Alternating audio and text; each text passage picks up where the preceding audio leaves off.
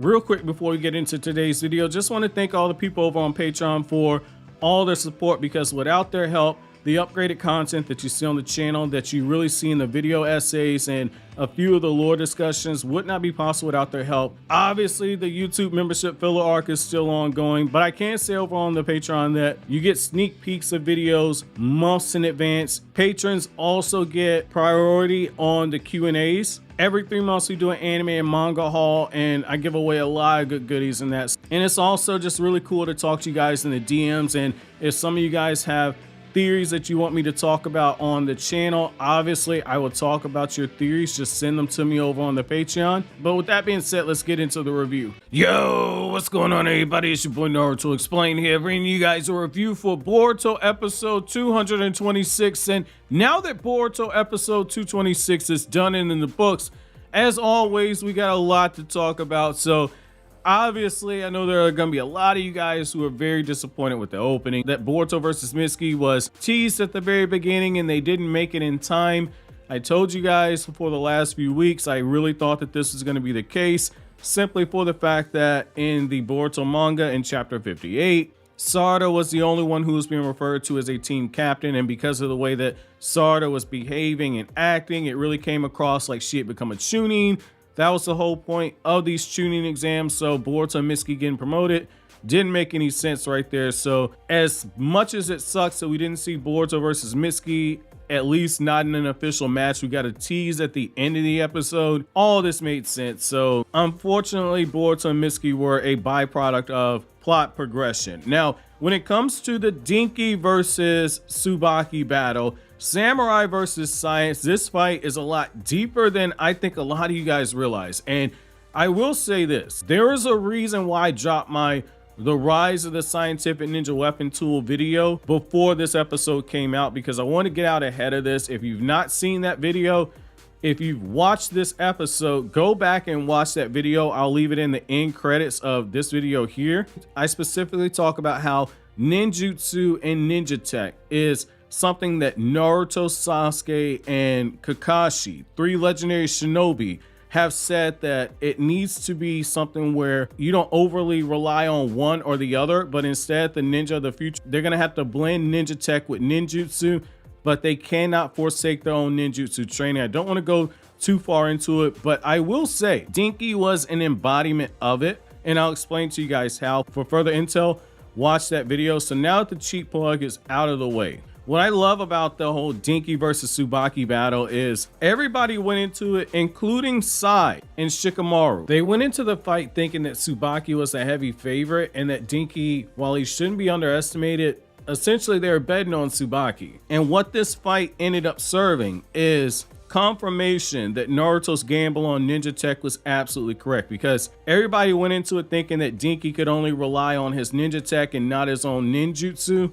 And what Denki was using that ninja tech for, it wasn't necessarily for him to be able to use different changes in chakra nature, but instead he was using that ninja tech in order to augment his own ninjutsu capabilities. So that lightning release jutsu, we find out at the end of the episode that he was able to use it, and the devil was in the details. He said that he wasn't very good at using jutsu, but he never said that he couldn't use jutsu outright, period. This is something that is not unique to the character Denki. It's like people saying that Minato is able to go into sage mode instantaneously, but he can't maintain sage mode for battle purposes more than one quick attack. Hence why he says that he's not perfect at it.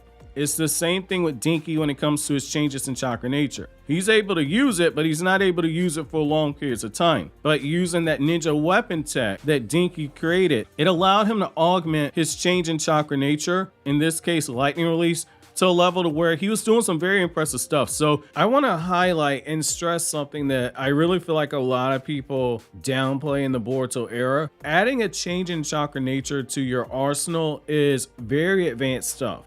We know this because in the Naruto manga around volume 34, 35, 36, somewhere in that time period, Shikamaru says that it usually takes ninja years of change in chakra nature drills in order to acquire a change in chakra nature. You've had exceptions like Sasuke during the academy where he learned a change in chakra nature, and you had a few members of Boruto's generation be able to do the same thing. Using Sasuke for another example, Sasuke was able to add a second change in chakra nature in only a month of training with Kakashi. So there is some precedent for it, but what I like about Denki is the fact that while this was off screen, you can tell that this is something that Udon worked with them on. And in roughly the 1 year that's taken place, Denki has undergone some real training. The whole concept of the underdog beating the heavy favorite, I like that. That's a nice callback to what you had in the Naruto manga. So that was a nice little touch right there to see that while Denki wasn't the best at using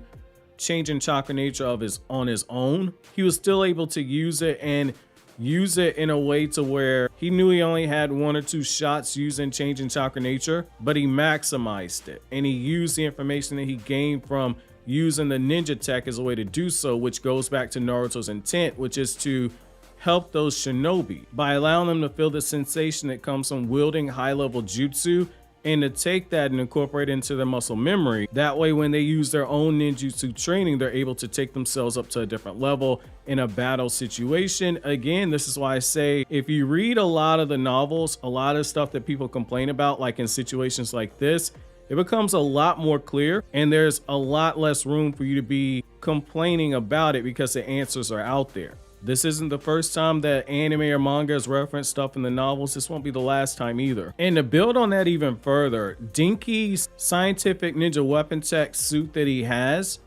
there are callbacks to what you had in the Sakura novel. And in particular, when it comes to those glasses that he has that give him the sensors where he's able to predict the movements of his target, and those glasses are able to come up with algorithms and patterns to be able to see what attack's going to come next, the best way to defend against it, etc. That should remind you of the Sharingan's Eye of Insight, which gives you some precognition when it comes to battle situations. This ain't the first time that people try to use science as a way to recreate the Sharingan's powers. And just like those people in the Sakura novel, which I'm going to be covering in 2022 on the channel, just as they failed when it came to recreating the powers of the Sharingan via those pills, Denkis Glasses fell short as well. But Denkis Glasses were also able to a smaller extent, replicate some of that precognition. It was more so algorithm based, being able to look at data loaded into those glasses and being able to take that data and analyze the person's fighting style and come up with counters. But unlike the Sharingan, it was not able to adjust in real time once the person that Denki was fighting was deviating away from that. So on one hand, you are seeing an advancement in science that was made over the previous 14 years since that Sakura novel, but you're also seeing that there's still a long way to go. Even though there's been strides that have been made, there's only so much that glasses like that can do. And I think that that's a fine payoff. Adding limitations to ninja tech is only going to reinforce what Naruto's been pushing for in the light novels, which is science and ninjutsu being hand in hand together.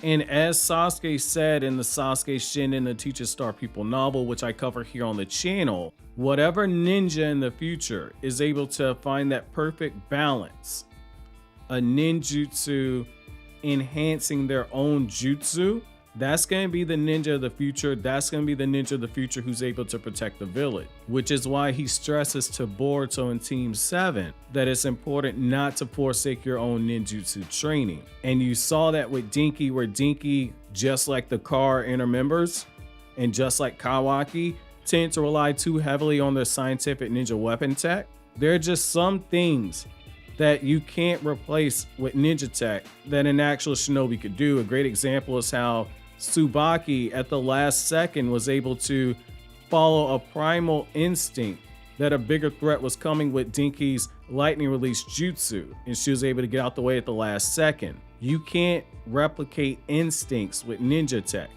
which is something that Sasuke again stresses. There has to be balance. But I did like little small touches added on there, like how you also saw Denki use a weaker version of Sarda's lightning armor. It was a different jutsu altogether, but there are some overlapping principles that the jutsu he was using have in common with Sarada's lightning armor, which is a reminder, despite the name, it isn't just for defense, but it's also for offensive and speed purposes as well, not to be confused with the Raikage's lightning cloak. In this case, what the jutsu does is that it uses lightning release to speed up the signals that are sent from the brain to the muscles in order to increase the striking speed that the shinobi has. And Sarada's lightning armor takes this a step further and is able to increase the speed and the power and the defense of the person. And the Raikage's lightning cloak takes everything up to an extreme level. That's why I said there are some similarities, even though the jutsu are different, but the common thread that you're seeing is that lightning release is used to augment some aspect of the shinobi itself. And another thing this fight did a really good job of is, once again, highlighting Naruto's preaching about balance in the light novels, as well as Sasuke and Kakashi's preaching about that, because Denki made the same mistake that Deepa made in the Kara actuation arc, where Deepa was in control of the fight, could have ended it very early on if he had fought seriously, but he played around, and Deepa felt confident enough that he used a incomplete jutsu by going into battle using a jutsu that wasn't fully tested out for battle. He ended up getting defeated by Boruto's Team 7 enhanced super compression Rasengan that used Mitsuki's Sage mode as well as Chakra from Sarada. If Deepa would have fully completed that jutsu, he would have known that that compression Rasengan was going to exceed the durability of his jutsu. And with Denki almost lost the fight because he went into battle using this scientific ninja weapon tech suit that he's tested out and run simulations on. But as it was stated in the episode, it was still in the prototype phase. The only reason why Denki was able to win is because he was able to do what Naruto wanted ninja tech to be able to do for ninja, which is give them the ability to have the sensation of using high-level ninjutsu, then adapt it into their own arsenal. And so Denki was able to find balance, and that balance is why he was able to win. Now, moving on though, I did like that this episode did confirm what I've been saying for the last few weeks, is that this Chunin exams is different than the one in Naruto's era, where in Naruto's era, it didn't matter if you won or lost. You had the opportunity to be promoted. Winning just gave you more opportunities to get promoted to Chunin. In this case, the winners are the ones that got promoted. So Wasabi is a Chunin, Sarada is a Chunin, Denki is a Chunin, Hoki is a Chunin. The whole purpose of these Chunin exams was to explain why Sarada was referring to herself as the team captain of Team 7 and why she was taking charge in Boruto chapter 58, why she was acting like an authority figure. It wasn't because Kawaki and the rest of them called her the team captain in the Boro fight. That was a one-time thing. All this makes sense now. If you are a Chunin, you're called a captain. So all that made sense for us to get to this point right here. I think that this transition arc for the Chunin exams definitely served its purpose. And I'll also say I thought it was interesting that we see another thing that the light novels definitely implied more than one time, is that even though we're in a time of peace and the ninja villages work amongst each other and share intel, the ninja villages still do small things in order to test each other and make sure that they're in compliance, and they still gather their own intel on the different people in the villages. So the whole reason why Shinki was even in the Hidden Leaf village was Shinki was gathering intel on Kawaki to report it back to Gar, because Gar wanted some stuff confirmed. So you're still seeing chess games that are played between the ninja villages, even though there's an alliance. So I did like seeing that little tie-in right there. And I also thought it was kind of funny how they teased Kawaki becoming a Genin later on. And if you read the manga, you know what scene is very important about this. Now, I will say I did think it was interesting that they chose to keep Tsubaki around. I was of the thought process that they were going to have Tsubaki go back to the Land of Iron, and they're going to reintroduce Sumire as being part of Team 15 and just have a situation where when she has to do her duties to Amato and Shikamaru, that those just happen separate. It looks like they're still gonna keep Sumire completely separated from her team. So that's interesting they chose to go that route. Now I kind of want to see a Tsubaki and Sumire interaction with one another. I think that'd be kind of interesting. Now, I will say I thought that the scenes where you saw Sasuke and Sakura smiling as they're looking at the Chunin vest of Sarada, I thought that that was kind of nice. I also like how Naruto is coming to the same conclusion that Tsunade did, where when Tsunade took over, it went from I got to take over this village and lead everything to, because Orochimaru killed the third Hokage, to, oh, there's Akatsuki, so there are multiple people who are Orochimaru level. Orochimaru was half dead, and in that fight against Tsunade, he more than held his own. And the fact that there's a whole group of criminals even more powerful than him, Tsunade had to make the bet on Naruto's generation to get stronger to be able to handle the threat that was coming. Naruto's having to make the same bet on Boruto's generation. So I did like that small line where Naruto's saying that the new generation is coming along nicely. Overall, I thought that this was cool in terms of an episode right here, man. This is probably a better version of episode 203. I thought it was cool. Wasn't the best, wasn't the worst either. Let me know how you guys feel about Naruto, Sasuke, and Kakashi's gamble on ninja tech, and the fact that ninja tech and science need to be working hand in hand together. And also let me know what you guys think about the fact that Denki this entire time was mastering his change in chakra nature. Let me know down in the comment section below. But as always, guys, if you like anything I had to say, don't forget to comment, rate, subscribe, and share. Thank you so much for watching to the end. Have an awesome day, guys.